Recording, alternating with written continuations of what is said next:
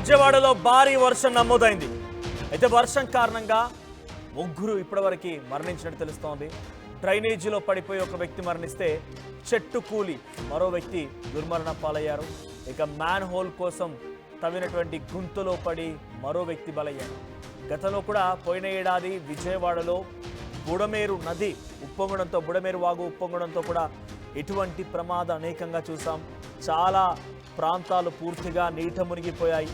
విజయవాడ ఒక్కసారిగా అతలాకుతలమైంది. సో బుడమేరు కారణంగా అటు అజిత్ నగర్, పాయకాపురం, రాజేశ్వరిపేట, ఇంద్రనాయక్ నగర్, బొంబాయి కాలనీ, వైఎస్ఆర్ కాలనీ, భవానీపురం, ఇబ్రహీంపట్నం, ఉర్మిళా నగర్, అయోధ్య నగర్ ఈ ప్రాంతాలు పూర్తిగా నీట మునిగిపోయాయి.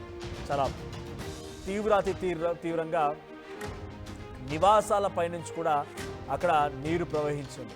సో ప్రస్తుతానికి ఇదే స్థాయిలో కాకపోయినా అక్కడ కురిసిన వర్షాల కారణంగా వివిధ ప్రాంతాల్లో ఉన్నటువంటి కొన్ని ప్రమాదాల బారిన పడిపోయి ముగ్గురు మరణించారు. చెట్టు కూలి ఒకరు, డ్రైనేజ్లో పడిపోయి మరొకరు, ఇంకొకరు అక్కడ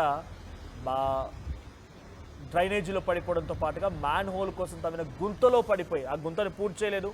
ఆ మ్యాన్ హోల్ కోసం ఓపెన్ చేశారు గుంతని, ఆ తర్వాత మళ్ళీ పూడ్చకుండా దాన్ని అలాగే వదిలేయడంతో అక్కడో ప్రమాదం జరిగింది. అందుకే పదే ఆర్టీవీ మిమ్మల్ని హెచ్చరిస్తోంది, దయచేసి వి రిక్వెస్ట్ యూ, సో పదే మిమ్మల్ని వేడుకుంటున్నాం, మీరు డ్రై టైంలోనే ఆ సమస్యని పూర్తి చేసేందుకు అధికార దృష్టికి తీసుకువెళ్ళండి.